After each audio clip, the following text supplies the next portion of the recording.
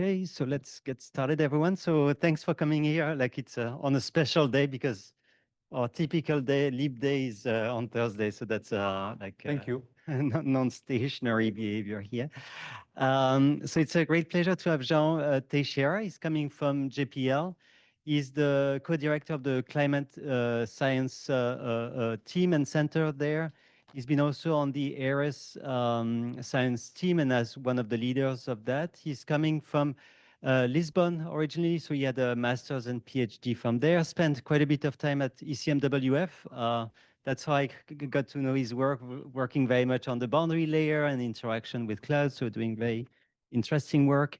And then moved on to the Navy and working also very much on parameterization, the link between turbulence and clouds. And since then, he's been at JPL and really pushing the frontiers as to how we can actually bridge the gap between modeling and observations, especially between turbulence and clouds. So very much looking forward to your talk. Thank you. Thank you. Thank you for the opportunity. It's a pleasure to be here. Many things I could talk about, so I decided to talk about these two things that sort of, I think they're interesting, not only from a science perspective, but also they sort of depict a lot of what we are doing at JPL and at NASA as a whole, both from sort of the modeling perspective and future satellite missions. And so essentially what I'm talking about is global atmospheric thermodynamics with a focus on turbulence and convection and how does it connect to climate models. And I'll start by, I think there's no clock, so I'll use this one. I'll start by showing you a figure that you've all seen many times that sort of motivates a lot of what we do. These are sort of the observations of global mean surface temperature. And then we have different scenarios, and different scenarios, sort of different colors, represent different expectations of how economies evolve and how much man-made greenhouse gases will be released. But the thing that we, from a atmospheric physics, climate physics perspective, worry about is the fact that even for the same scenario, so let's say for this one over here, which seems to be a probable one, we have a diversity of behaviors from the modeling side, right? So in this one, I think there's 26 different climate models. This is from the latest IPCC. And you can see that, while the mean or the median may tell you that the warming of the planet in 80 years or 75 years will be about 4 to 4.5 Celsius above the average from 1850 to 1900, in reality, there are models in that ensemble that predict something like around 3 degrees and other 6 degrees. And yet you can imagine a 6-degree warmer world is going to be very different from a 3-degree warmer world. I mean, I don't think we know exactly what that means. We suspect it's going to be very different. What we have right now is a world that's about, a degree warmer than 50 years ago. So it turns out that there's a lot of things that are behind the fact, and this has been very well studied, that are behind the fact that there are changes that may lead to these very different outcomes. And we know that clouds are very much at the center of this, right? So the way clouds respond and sort of modulate climate change is fundamental, particularly because clouds interact with radiation in very different ways than gases do. And associated with that is the issue of turbulence and convection, right? And I'll explain why turbulence and convection are behind all this. Before I go there, I always also like to show this slide, which is a bit different from the other one. So the other one talked about the anomaly, right? And the other one is the one we always see, right? Sorry. This is the one that we always see, right? We're talking about a temperature anomaly from each one of the models, and they seem to behave in a relatively similar way up to a point in which they start diverging. If you actually look at the values of the surface temperature itself, so don't look necessarily at the anomaly, which is in blue, but look at the temperature, global mean surface temperature that each one of these models, this is from 2 IPCCs, maybe 3 IPCCs ago, how the different models behave in terms of global mean surface temperature. And you can see they're really different, right? That you have models that have a global mean surface temperature of about 12 Celsius or 12.5. There will be other models, although clearly outliers, that will have a global mean surface temperature of 15 Celsius. So these are very different climates. So not only they diverge anomaly-wise in the future, even in the present and in the past, The anomalies are similar, so the way they respond to changes in greenhouse gases is the same or very similar. The way they change, the way they behave in terms of an overall climate can be very different. So you can imagine that this type of climate may behave differently from that one given the same force. But I'm not going to go into that. This is just to highlight the fact that the models are they're more significantly different than just looking at the anomalies seems to point to.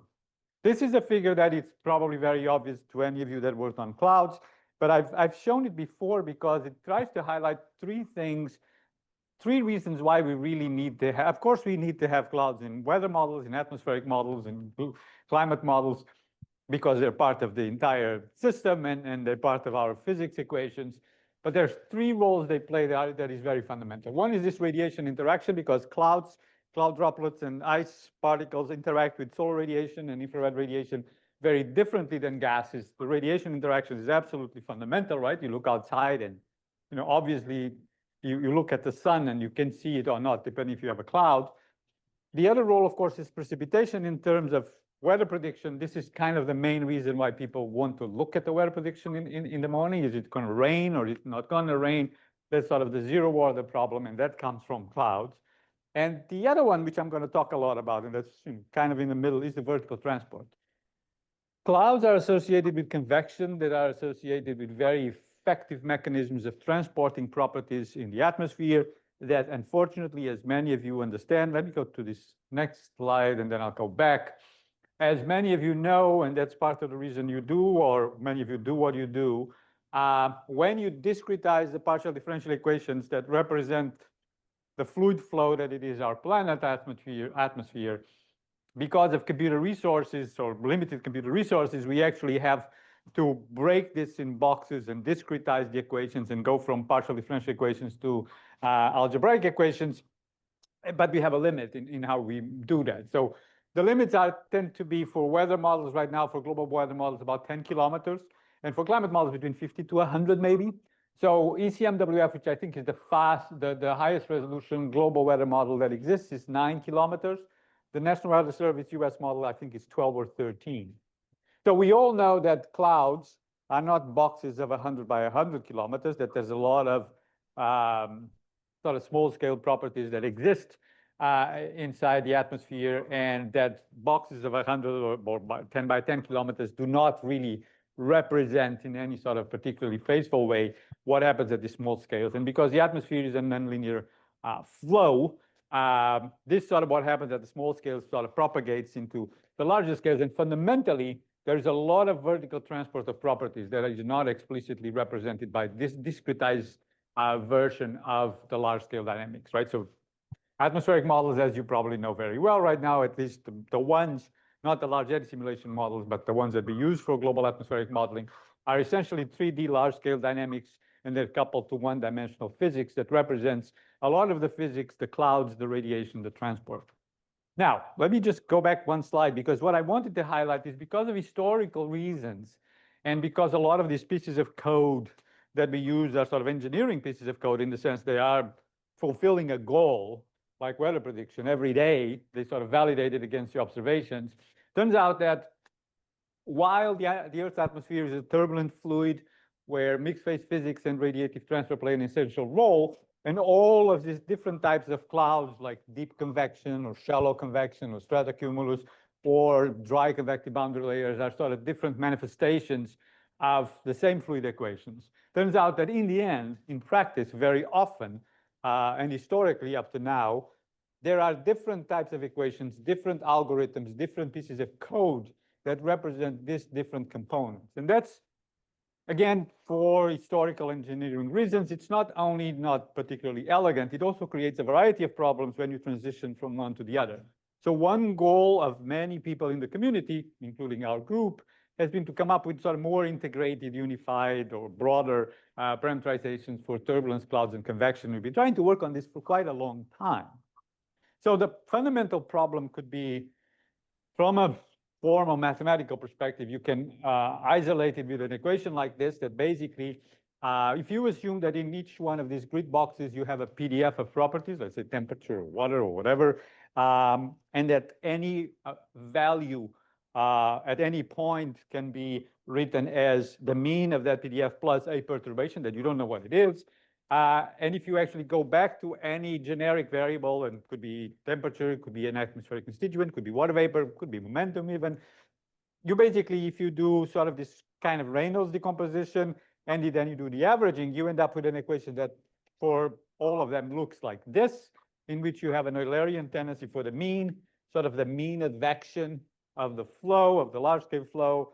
Then I'm sort of ignoring the sources and sinks and putting everything on the right-hand side. But then there's a term that is fundamental. That is a term that basically represents the influence of this sort of small scale, this subgrid scale flow in the vertical that we don't represent with these models. That is this covariance in which W is the vertical velocity, and this could be a temperature variable or a water variable. So it's the covariance between the vertical velocity and perturbations of this other generic variable. And so in the atmosphere, in these sort of scales that we use, only the vertical divergence is important. If you go to higher resolutions or if you're in the ocean, then that's not true. The sort of the horizontal divergences are very important. But in our case, the fundamental turbulence and convection problem is coming up with a solution, a closure for this covariance. We need to find out what does the covariance look like. Now, this is exactly what people have called the turbulence closure problem. And starting with Boussinesq and starting with Reynolds and even before Samvana in the 1850s, people have been looking at how to address this problem of trying to extract mean properties of turbulent flow from the statistics of the turbulent flow. And of course, in the 1920s, that grows a lot with Prandtl and von Karman and Taylor and Kolmogorov. But different approaches have been used. This is sort of the traditional, this is very old, this is from the 1850s. The idea here is that your covariance exactly follows the gradient of the mean properties. So you basically say that turbulence brings diffusivity to the flow in a way, and that this is a property of the flow, not of the fluid. Now, in the 1940s and up to the 1960s, this idea of the mass flux that I'll describe in some more detail became popular. And the idea of the mass flux is essentially associated with a different conceptualization of what the atmosphere and how it behaves. Because the atmosphere is so convective, a lot of the mixing is convective. You can sort of say, well, I'm going to imagine that there is this model of the transport that is essentially based on plumes or thermals or updrafts. I use them as synonyms, they're not, but it's not that important. But this is what we're going to do. And I'll show you the equations, but basically the assumption is I'm going to assume that most of the transport in the atmosphere, in the vertical, goes through these plumes, goes through these columns, right? And then the closure problem, while here is to find out what this diffusivity coefficient here is, in this one is two things. Find out what the properties inside those plumes are, and find out what this mass flux is, which is essentially the area covered by those plumes times the velocity, the momentum of the plumes. Now, over the years, and this was very popular in the 1960s and 70s in the fluid dynamics literature. Of course, I mean, if you have studied turbulence closure, you know that you can continue to do the same exercise as we did here, right? So do decompositions and averaging. You can actually go and find an Eulerian tendency for the covariance, and you will end up in an equation similar to this, in which you have the Eulerian tendency for the convection, but then on the right-hand side, you start to have higher and higher moments, right? So the closure problem is the fact that you can solve for the different moments, but to solve for the different moments, you always end up with a right-hand side that has more and more higher and higher moments. At some stage, you have to make approximations. A very popular in the atmosphere approach has been developed by Chris Golas and Vince Larson over the last 20, 25 years, and it has been implemented operationally in the NCAR climate model and the DOE E3SM. This is no easy thing to do, to implement something operationally in a weather or climate model. And although there's all sorts of interesting issues with CLUB, as it's called, it's an interesting option that we actually explore by the end of the presentation. Now, about 25 years ago, Pierre Sibesman and I, what we did was something a bit different, which was try to combine the diffusivity approach for sort of small-scale turbulence and then use the mass flux for sort of these larger plumes. And you can actually derive this naturally if you actually assume that your grid box in your model can be divided in, let's say, two regions. You can divide it more, of course. One is going up, the other one is going down. And then you do Reynolds decomposition and averaging. You end up with an equation that looks like this. So your covariance is the amount of turbulence that exists inside your updraft. So AU is the area of the box covered by the updrafts. This is sort of the amount of turbulence that exists outside these plumes, outside these updrafts. And then this one is an important term, which is where the mass flux comes from, which is essentially trying to mimic or represent the interaction between those plumes and the environment. So how much of the properties transfer from the environment to the plume and vice versa. So they're all about the differences between the environment and the updraft. And so the diffusivity, sorry. So then if you actually assume that the area of the updraft is small, we don't assume that anymore, but you know, for pedagogical reasons, it works out well. Then you can actually eliminate this term over here. This one becomes this term, and the mass flux, this interaction term, becomes this one. So essentially, you have one part of the turbulence is the turbulence that exists around the plumes. The other one is really about the sort of interactions between the plumes and the environment. So as you can see depicted here, the eddy diffusivity mixing does a lot of the small scale, not only actually in the plumes, but outside. And then the mass flux mixing does this sort of deeper plumes in the atmosphere, and actually turns out in the full troposphere as well. And we do this from, you know, the algorithm starts in an integrated manner, the code as well, so everything is sort of joined together from the beginning and not sort of artificially later on. And one of the ways to actually make sure, well, before I say that, let me just clarify if you, I mean, you may have seen this before and you know all this, but if you don't, for the mass flux, the approach, the way you formally derive the equations to close the problem. So again, you keep having this issue, which is how do you calculate the properties inside the plume and how do you calculate sort of the momentum of the plumes? If you actually do an integration over the plume area, you don't know the plume area, but you integrate around it. If you just for simplicity assume steady state and neglect sources and sinks, you end up with equations that look exactly like this, in which properties like a particular temperature, potential temperature, and a water variable, they would look like this. So it's essentially a relaxation term in the vertical, in which sort of the relaxation is controlled by this lateral entrainment parameter that is actually setting the pace by which there is mixing between the environment and the plume. So it's a fundamental variable here, fundamental parameter in all these models, because it does tell you how often this plume and how effectively the plume dilutes.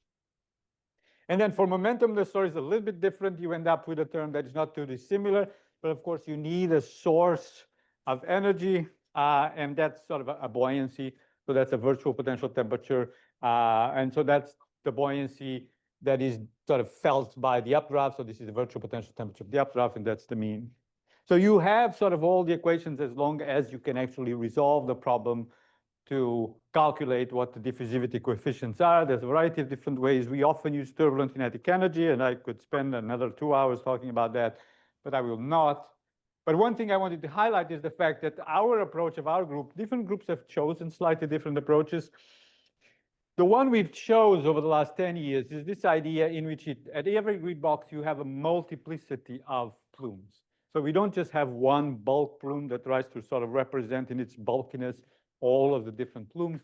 We actually allow the model to have many plumes inside a box.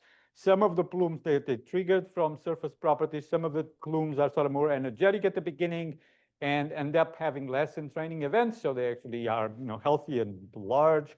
Others don't go very far because either there's too much entrainment or they're not very energetic from the get-go. The critical thing here is that because we allow a variety of plumes inside the grid box, different types of convection can coexist. So you don't have this sort of artificial nature of the sort of turbulence convection parameterization in weather models or climate models that often needs to jump from one parameterization to the other. We don't have artificial thresholds. In the same box, you can have plumes that go up to just the cloud base, others go further, and even some go up to the tropopause. So let me just say a few good words about large eddy simulation models. Large eddy simulation models are absolutely essential tools for everything we do, and I presume for some of what you do as well. LES models, as you probably know well, they solve sort of filter versions of Navier-Stokes. We use them in very high resolutions, even up to a meter. 10 meters is sort of an average value for what we do. We set them up in ways that they resolve most of the essential turbulence and convection that we want to resolve. So if there's a specific problem that we know needs 1 meter resolution, we do 1 meter resolution. What we want to make sure is that the closures of the LES that are still needed for scales smaller than the, let's say, the resolution, but are sort of simpler in a way than for climate models, that they don't necessarily influence your results very much. So it's a game of playing with the sort of domain size and the resolution to get the right mixing. And from this image, for example, you can see how realistic they are. If I told you that this image was a picture of clouds, shallow convective clouds that you take from an airplane, you could be convinced the structure of the clouds is extremely realistic. And this was not true probably 20 years ago, that a lot of these shallow convection plumes look more like worms than they actually look like clouds. They do look like clouds these days. And apart from the surface being completely smooth and homogeneous, there's nothing to tell you that this is actually not a picture, but it is a large eddy simulation model. So we use it a lot to develop parameterizations. We use it to validate parameterizations. And I think a lot of people use it to train models for parameterizations as well. So let me just show you a few results. I could show you a ton of different results over the years. We've done many of these exercises. This is for shallow moist convection. So this is exactly this case over here. So this is a shallow moist convection. Basically, you have this sort of popcorn cumulus clouds that go to about 1,500 meters. Some go deeper, some don't. And when you actually try to calculate, let's say the average, so this is height, you calculate the average of how much of a particular area or grid box is occupied by those plumes versus other variables like the vertical velocity of these updrafts or the amount of liquid water inside these updrafts. This is a comparison between what you get from LES, which is in gray, and what you get from sort of different manifestations, realizations of EDMF. Don't worry about the differences in the colors. The LES is just these are just sort of standard deviations between different LES models. So even in simpler cases like this one, the LES don't necessarily give you all the same results, partly because in this case, there's not much cloud microphysics, but partly because of the way they discretize the model, because the way they close the subgrid scale, they may reflect slight differences. But what you can see is that the one-dimensional representation, parameterization with those multiple plumes of the convection, the shallow convection, seems to fit within sort of the bounds of the LES, and that's quite reassuring. And of course, we have a ton of other results. I want to highlight this one because it's a simpler story, and because also I can try to explain it from a physical way. And this, I think it's a little bit of opens a window to try to understand why is that it's doing a good job. So imagine that about 1,000 meters above the surface, so in the middle of all this shallow convection, that many of them go up to 1,500 meters, you do a cut of the LES. And so this LES, for example, which is the one used, this is 20 by 20 kilometers, a resolution of 20 by 20 by 20 meters. So let's say at 1,000 meters above the surface, you take a value of the liquid water potential temperature and the total water for every point, and you do a histogram of that. Again, if you don't study atmosphere, I'm pretty sure many of you do, but if you don't study atmospheric thermodynamics in a lot of detail, don't worry about the different variables. It's a temperature variable. This is a water variable. This is the LES joint histogram or PDF, in which you can see so this is minus the mean. So most of the points kind of land on a Gaussian, which basically represents the properties around these plumes. But then there's a skewed part of the distribution. This is where most of the action is. So this is where the atmosphere is more energetic. This is where the transport is more effective. This is where there's more water, which means that it's water coming up from the surface up to 1,000 meters. And the reason I show this is to show you that when you this is a period, I think, for about half an hour, when you take the location of the different EDMF plumes, these are discretized plumes. There's multiple plumes, but they sort of discretized. what you basically get is that you fit that very well over the skewed part of the distribution. So, in a certain sense, we're trying to represent this joint PDF by assuming a diffusivity Gaussian behavior around the plumes and then populating the distribution of thermodynamic properties in discretized ways to this sort of discretized plume. So you can imagine a Gaussian, and then each one of these plumes is sort of a Dirac delta of sorts. Now, one of the biggest, most challenging, so what I was showing you is sort of boundary layer shallow convection, right? That's very well for boundary layer shallow convection. But one of the biggest challenges, which is still a challenge for weather prediction models and climate prediction models, for global atmospheric models in general, is to represent the diurnal cycle. So imagine, this is a very nice paper from Françoise Guichard about 20 years ago, in which she compared explicit models at the time, cloud resolving models. Now you can do all that with LES models, and 50-meter resolution, sometimes 20-meter resolution, you can do deep convection. But she compares explicit models that we believe are doing a better job, more realistic, with what parameterizations do or what general global atmospheric models for weather and climate do. And the fundamental difference here, imagine, this is the LBA case, so this is over the tropical Amazon, but it could be in many places on Earth. You start with a stable boundary layer before sunrise, then you start to warm the surface, you start to have a dry convective boundary layer that is growing and training. At some stage, you have to have shallow convection.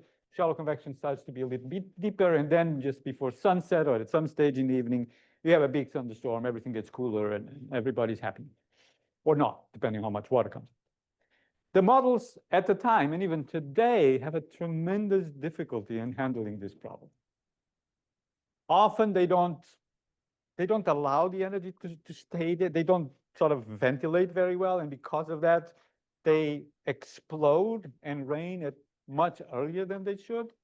And that turns out to be a big issue. And part of the reason is because what we're trying to do in a diurnal cycle is really a combination of all sorts of different parameterizations. So one question for us is, can you actually extend what we've done, include a little bit of simplified cloud microphysics and downdrafts and cold pool effects, and see how you do?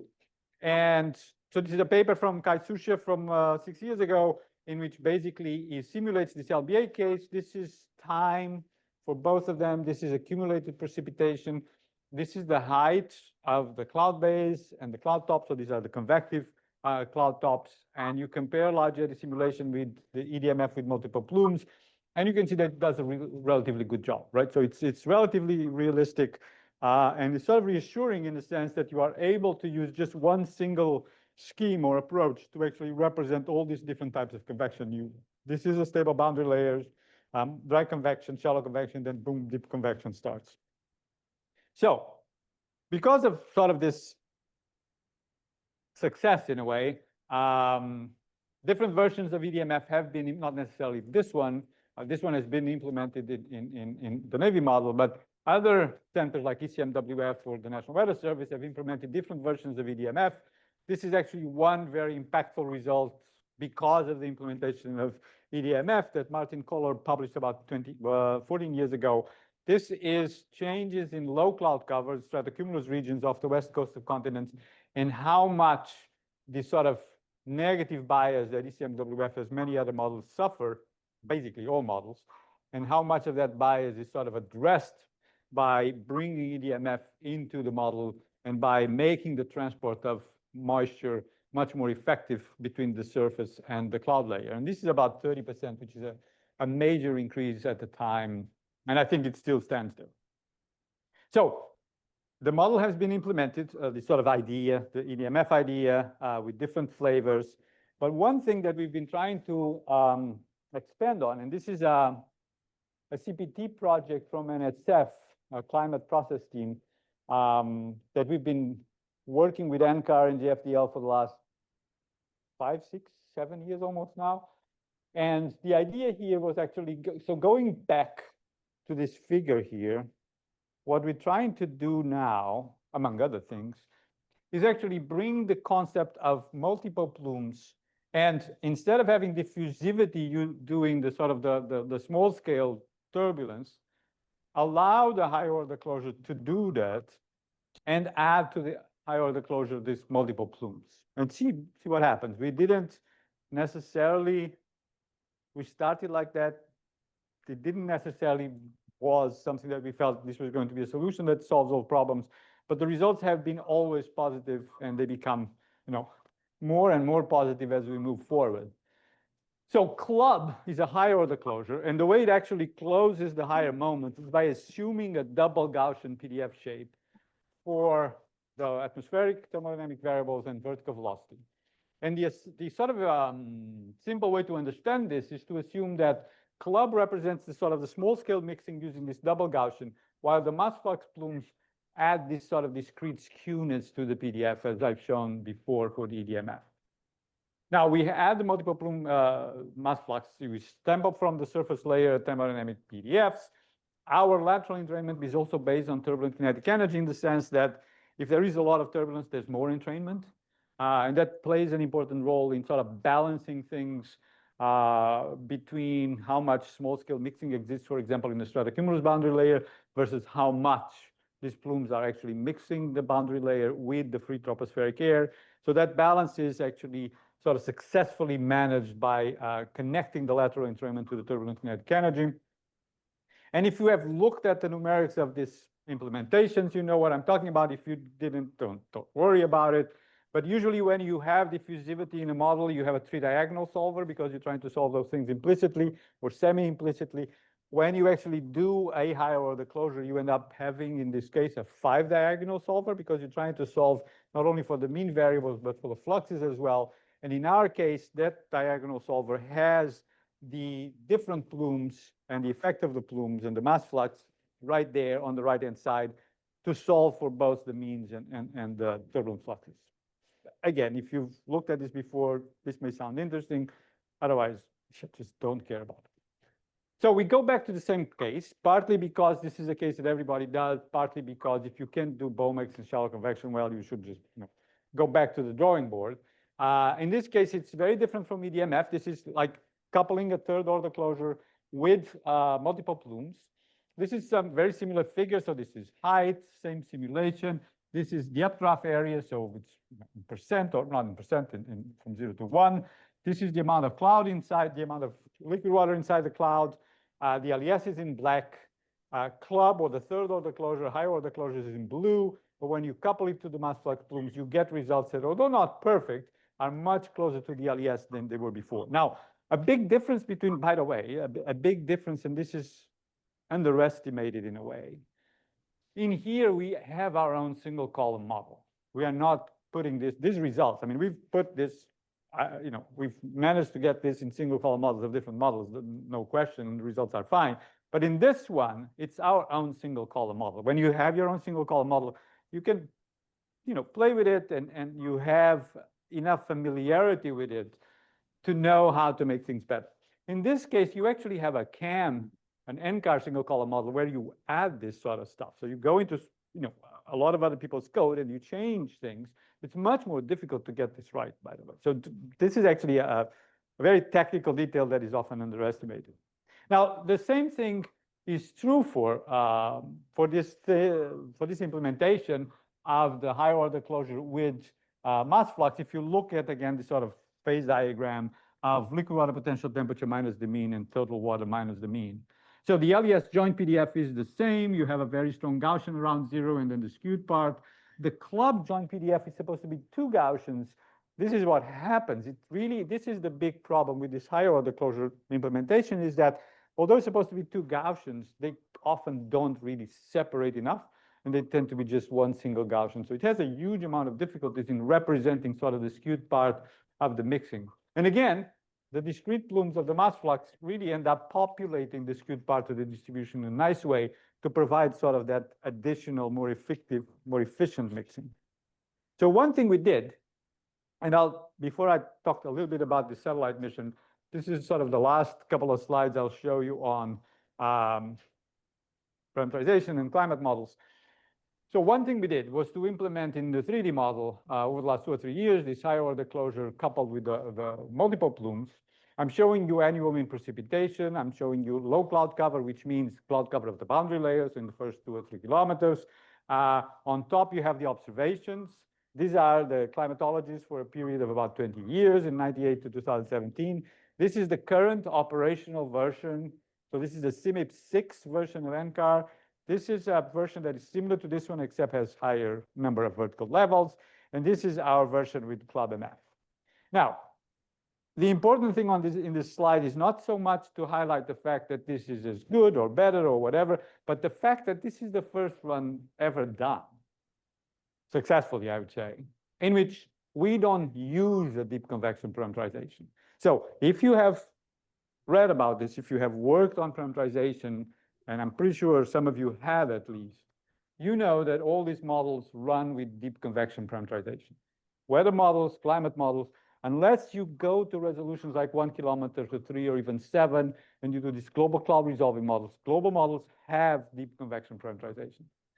In our case, we don't need a deep convection parameterization, because what we are doing is allowing these multiple plumes to go up to the top of the free troposphere to mix, if necessary, in terms of deep convection. So you don't have a threshold in which at some stage you call a subroutine that does deep convection. So we could successfully show that we are able to produce, and we have a paper about to be submitted, we successfully show that we can come up with a climatology, reproduce a climatology of the Earth's atmosphere that is as realistic as any of these other different models without the need for a deep convection parameterization. With just one single approach, you can do the boundary layer mixing, the shallow convection, and the moist convection. And one result that I think is very encouraging, not yet, this is not CMIP 7, NCAR, not yet, but one encouraging result is when you look at the distribution of global precipitation. So this is precipitation rate in millimeters per day in the horizontal, and the vertical is the probability or frequency of occurrence. Of course, as you would expect, much more likely events. So as you would expect, this it looks exactly what you would expect in principle, the distribution, right? I mean, you have a lot of events that don't rain very much, and then you have only a few events where a lot of rain happens, right? I mean, that's a lot of rain. You have observations in black, right? This is from satellite data combined, I think, with some other additional data. Then you have in dark blue the current CAM6 version of NCAR. The light blue is the slightly updated version. I think is vertical, just the number of vertical levels is added. And then you have the new model that we developed, right? That has this club MF and doesn't need deep convection parameterization. And the thing that you realize here is that the new model is able to do two things, right? On the one hand, it reduces the probability or frequency of occurrence of low precipitation events, while at the same time increasing the frequency of high precipitation events. And by doing that, it gets closer to the observation. So one thing that this model suffered was that they had too many of these low precipitation events and not enough of these high precipitation events. And this is not too different from a sort of a diurnal cycle of convection in a way, right? So the traditional models have difficulties in containing themselves. And when they get a little bit energetic, they go and create deep convection and rain. But then when they actually need to be producing more rain and more precipitation, they don't seem to have the amount of energy to do it. This is what this new approach seems to address. It is able to sort of ventilate probably the boundary layer well enough to keep things in control for low precipitation events, and it does very well or much better in trying to reproduce extreme events. Now, it turns out, and I don't have a figure for that, we've implemented this approach. And again, this does not have a deep convection parameterization. It has deep convection represented, but by a boundary layer scheme. Now, we've implemented this in a non-aerostatic model, in a global cloud resolving model version of NCAR. And that model had the problem, which some of the models have had and have addressed in different ways, that they had too much of this popcorn. So I don't know how much you've looked at global cloud resolving models, but some of the models end up having a lot of these popcorn events, too much small events of convection like grid point storms. And by implementing multiple plumes, you seem to address that and get rid of that, which is not too dissimilar from what's happening here. Now, let me shift gears a bit for the next 10 minutes or so. A lot of what we do at JPL is as you probably are aware, related to space observations. A lot of probably what you're aware about JPL is going to Mars, landing rovers on Mars. But Earth science is pretty large, or at least has been. Over the last many years since I've been at JPL, Earth science is actually bigger than the Mars program, except the Mars program is more well known and better publicized, and I guess gets people excited more than the Earth program. But we have, NASA has, and you may have heard of this, every 10 years, NASA asks the National Academy of Science for recommendations for what missions NASA should invest and fly. And about 8 years ago, a mission to study the atmospheric boundary layer, which we've been talking about, right, the most turbulent layer close to the surface, was recommended for a potential mission. Now, it was recommended at the bottom of a list. A list has like 3 different levels of categories, like in a, I don't know, a soccer league. You will have first division, second division, third division. I guess, I don't know, baseball leagues also have the, you know, the main thing, and then they have whatever they call it, the small, the minor league, for example. So we were on like a third category. Turns out to actually have been very good because we've had money to do a lot of studies. And as of right now, nobody knows what's going to happen to the budget. Nobody knows what's going to happen in the next half an hour. But Earth Science at NASA, the president's budget request asking, I'm not going to talk about politics and funding, but it fits in here in the following sense. The mission to a potentially PBL mission is in a good shape because it's too small. So the big ones, the big new ones have been hit and recommended for sort of termination, many, if not most of them. We are so small that we got a little bit of a potential cut, but not a big cut. So it's like 65 million years ago, you had, you know, the dinosaurs and the asteroid comes and hits and kills all the big animals. But there's these like small little mice that control their body temperature under the rock, and they survive. And miraculously, here we are. So it may not be, I mean, even if the worst comes to pass in terms of budget requests, or if the president's budget request becomes reality, even in that case, we are okay. We are alive, and hopefully it will be a mission. Now, what is this mission about? Essentially, it's about profiles of temperature and water vapor and boundary layer height as, you know, result of high resolution profiles of temperature and water vapor. We not specifically want to measure boundary layer height in a particular way. We want to have, so we had a bunch of PBL reports and BAMS papers that came out recently. And sort of the agreement was that we want vertical resolutions that are as fine as 100 meters. It's very fine from space. We don't have that really. We want horizontal resolutions as fine as 1 kilometer, and then temporal sampling of at least 4 times a day. The temporal sampling is being debated, but these 2 things are really set in stone. We want 100 meters in the vertical, 1 kilometer in the horizontal. There's no way one single instrument, one single technology can do this. It's impossible. So the only thing that the way this can be done is by combining different technologies. So one way to look at this is something, well, let me show you this slide first. So there are 2 different types of technologies being considered. One is sort of active sensors. So for example, this is radio occultation. So radio occultation uses signals from the GPS networks, or the Russians, or the European, or the Chinese, but usually just the American. And you have these low Earth orbit satellites that are going around the Earth, and they're just getting the signal all the time. And when they are sort of in occultation, when they're moving to the other side, actually the signal has to go through the atmosphere, and goes through the atmosphere at different levels. And there's refraction. And based on that refraction, that can be measured through like a signal delay or something like that, based on how much the signals refract and arrive later, you can measure what the refractivity of the atmosphere is at many different levels. And by that, you can extract what the properties of the atmosphere are, because there's a relation between refractivity and sort of the amount of water vapor, dry pressure, and temperature. Now, these 2 are very different. These are LiDARs and radars that emit at different frequencies. And when they get the signals back, they know that for these particular frequencies, the difference in what they get back is essentially due to water vapor. Now, these are very cheap to fly. They're very rare, and they don't sample the atmosphere well. These are extremely expensive to fly. But these are the ones that will give us high vertical resolution. These ones, hyperspectral, infrared, or microwave, will give us the horizontal resolution and the sampling because they have a swath, they move like this.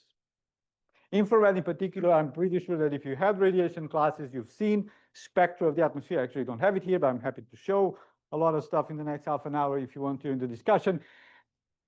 If you've seen spectra of the atmosphere, you know that, for example, CO2 has a huge influence on how much radiation comes out of the planet. That's the reason why CO2 is a greenhouse gas, and that's the reason why increasing CO2 warms the planet.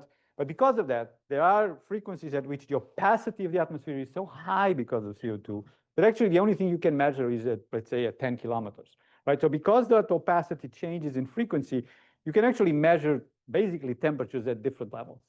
So this techniques like this can really tell you very well, very accurately what the temperatures are, but they can't resolve the vertical. So you have to combine them. And the challenge is the following.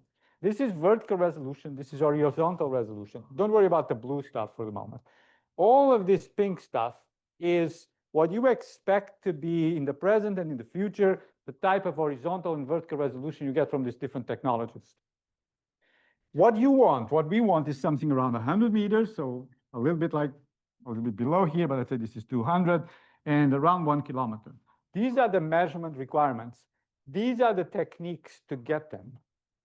The question for us is, can we actually develop these technologies and also develop the data science tools that allow us to optimally combine these different technologies to achieve the measurement requirements?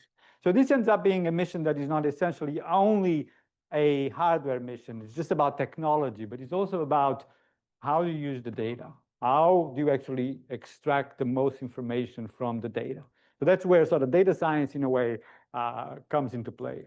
So this is sort of a schematic of what a potential observatory would be. You could have some instruments going in low Earth orbits, or just like this all the time as the planet rotates, they go very quickly around the planet, or they could be in geostationary orbit, so they're always looking at the same place.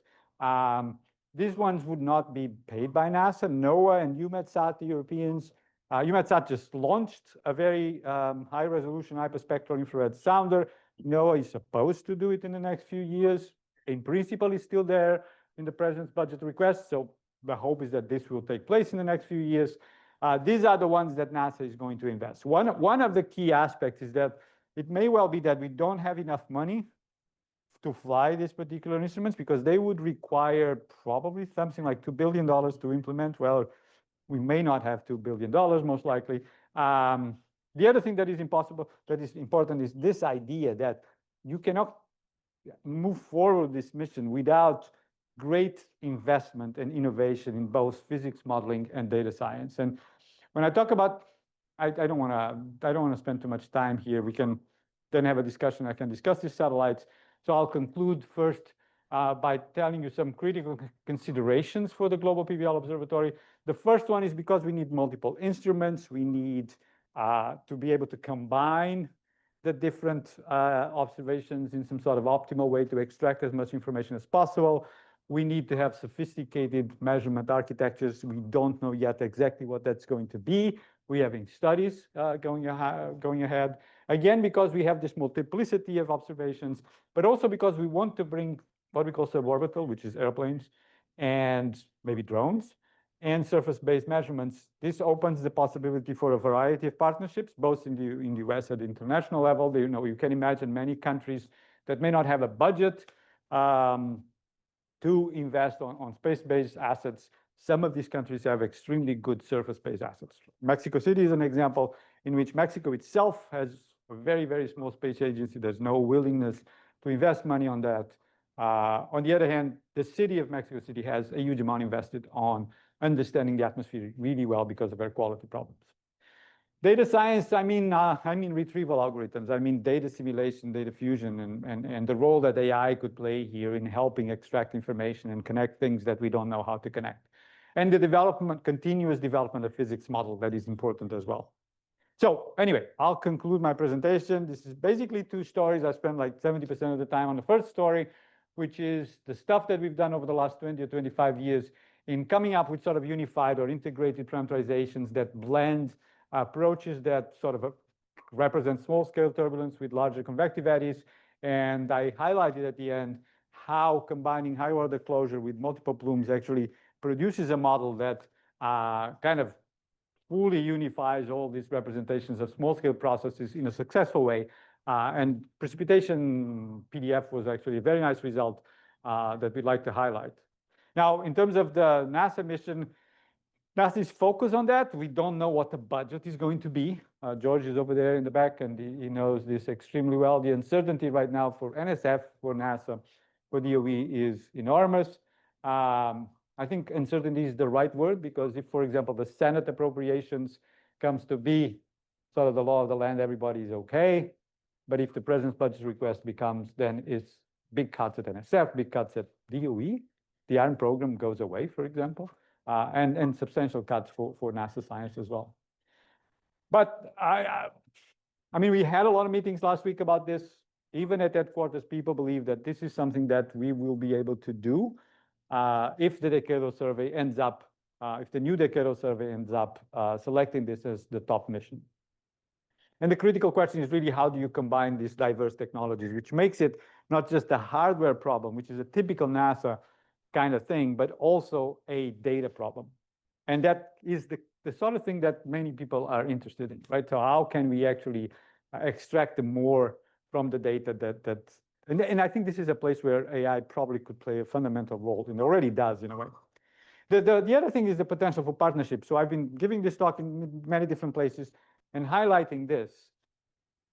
Big missions like this ones have not only, they allow to bring people together in a big umbrella, and not only allow for funding, because they tend to be big, and then even for other things there is supposedly funding, but they also give you structure and help a lot of people work together in trying to come up with, getting to address these goals. And by addressing these goals, you will do that by doing great science and great technology that can then be used for a lot of other things, right? And this is very common. So this is like a big experiment in which we try to bring a bunch of people together, a bunch of partnerships of people interested in completely different things, right? So if there are people interested mostly in data science, they can play a big role, as well as people that do hardware or physics modeling. Anyway, thank you for the opportunity. I'm happy to continue the discussion with you guys. Thank you. Could you say something about the current capabilities or sort of program of record of global satellite observations of PBL? Go with the PBL in general, or essentially temperature and water vapor profiles? Yes. So temperature and water vapor profiles you get from, right now you get from 3 of these technologies. You get it from infrared and microwave sounders, AIRS, the instrument I work and I'm sort of the PI of, is the first really operational hyperspectral instrument. We have about 2,400 channels resolving the spectra very nicely in such a way that we have resolutions of, let's say, 500 meters for temperature, between 500 and a kilometer, and about 2 kilometers for water vapor. Now, it's quite obvious that when you talk to a boundary layer person and you say, the best I can offer you would be infrared with, very nice sampling, but a kilometer vertical resolution, they'll say, well, there's not much I can do with that, right?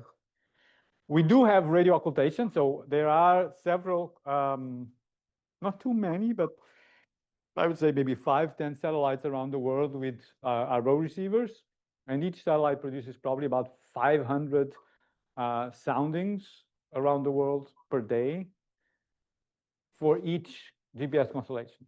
So if you use the European Galileo, the Russian, the Chinese, I think the Indians also have one, and the American, you would have 2,500, but usually you don't. Usually you just use the American one.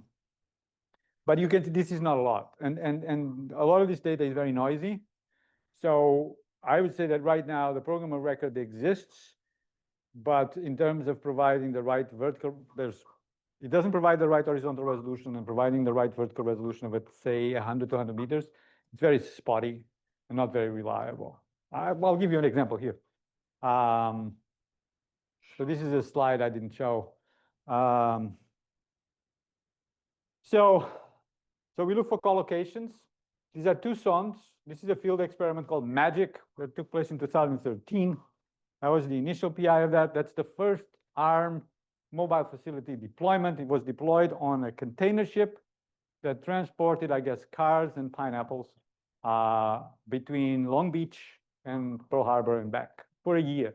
So it's a very actually rich data set that's been vastly underexplored, like many of these data sets, right? So we have about 500 sons and a bunch of radar stuff, for example. And we have what we call sort of a radio occultation tangent point. This is the middle of this ray tracing thing, but think of it as a profile for the moment so that it's not too complicated. Then, so there's 2 radiosondes, and then there's a mirror 2 point there. And then there is a lot of collocated infrared data around this and collocated microwave. When you say collocated, it means you're looking at things within, in this case, I think it's 3 hours, which is over the ocean, maybe not too bad. And collocated within, you know, a degree, more or less. And so this is an example of what you get. So what we have is just the mean for the infrared and microwave. We just have the mean, right? Because there's tons of microwave and infrared soundings. The 2 sons are different, which is sort of a interestingly conundrum in a way, because there's this assumption that we often make that over the ocean, the boundary layer doesn't necessarily change dramatically from, I mean, in the subtropics. We like to study the subtropics because we think it's kind of steady. And then the transition from, there are transitions in clouds, but that doesn't mean the boundary layer is too different. But in this case, if you look at relative humidity, there's a bit of a difference. So this is one of the zones. That's the top of the boundary layer over here, that there's additional moisture. This is the other zone, which is about almost 500 meters lower. So that's interesting. The mirror reanalysis is this guy over here. So it seems to capture the first one. The microwave seems to have no constraint on supersaturation. That's an issue, but seems to capture the structure in some form. The reason it does so, by the way, is because it uses mirror reanalysis as the prior. So this is an optimal estimation method. It's a state estimation. You can call it a variational method, but it's essentially a Bayesian method that uses a prior from mirror reanalysis and seems to get the prior pretty well, although it's better than the prior over here, by the way.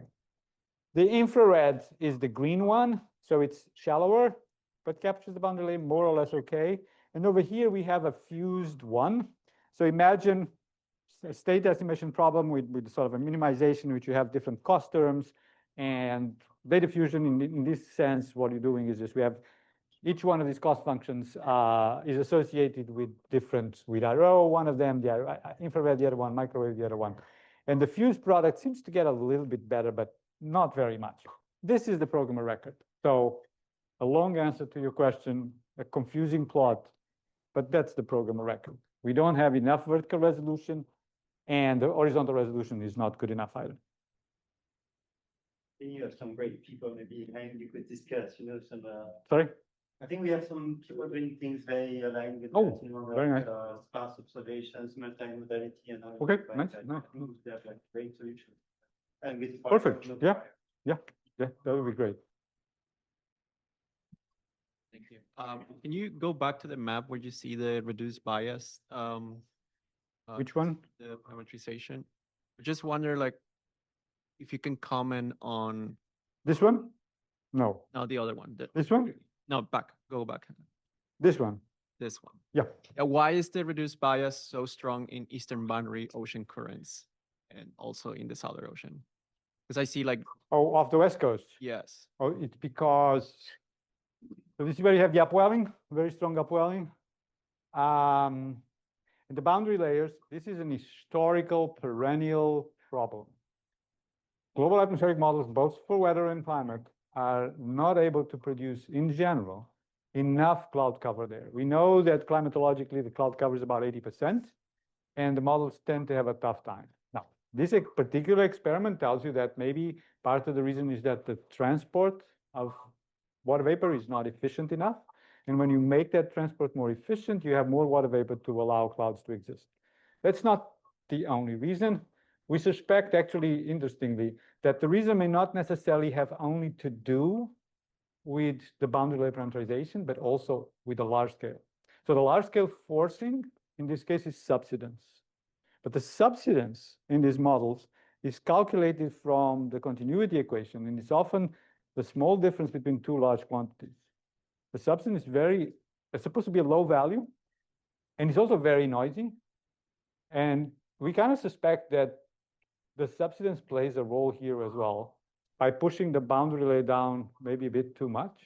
So in the end, what you have in here is the substance pushing the boundary layer down and the turbulence pushing the boundary layer up. And there's a battle between the two. And if you can imagine, from a very simplistic perspective, that there's a point where the cloud base starts, when if you lift a parcel, it will become saturated. Then if this boundary layer top is too close to that cloud base, you won't have cloud. So there is this battle between the two. So it's not just the turbulence and the boundary layer, it's also how it's set up by the large-scale forcing. Now, there's all sorts of other considerations. Does the mesoscale plays a role here? We don't really know. This is actually one fundamental reason why we're trying to push for this boundary layer emission, is that if you have 1 kilometer spatial resolution, you can study the mesoscale. Most of the time, we don't really study it. We don't have a tool to study the mesoscale. Think about it. We can use LES to study turbulence, but we don't have an LES of the global atmosphere, right? It's too expensive. So there's this entire scale from sort of the small boundary layer scales to the planetary scales that we don't cover very well. The mesoscale may be playing fundamental roles here in the atmosphere. We just don't know. We also can't observe it, because when we have observations of that kind of resolution, so imagers like MODIS can have that kind of resolution. So you can see structures in the clouds, but you don't really know what's going on in terms of temperature and water vapor. So that's actually, I would say, the main scientific motivation of this mission would be to be able to understand what the role of the mesoscale is, because we don't have a tool, neither a modeling tool nor an observational tool, to study the mesoscale structure of the atmospheric thermodynamics. There's a couple of other reasons as well, and I'm happy to go into more detail, but essentially it's kind of what I said, right? So on the one hand, there's not often enough transport. On the other, there's a balance between subsidence and entrainment that is not always correct. Getting the right entrainment is tricky. People have tried to address this problem in many different ways, and it has been a challenge that it's still there. Actually, if you look at CMIP6, some of the models, I don't know if, George, you've looked at CMIP6, I think some of the models still have this problem. And when I write proposals about this, I always go to the latest CMIP, get a nice plot from one of the most popular models and show it's still there. So we still need the funding. Anyway, sorry. Okay, well, thank you again so much for a wonderful lecture. Oh, good time. Thank you.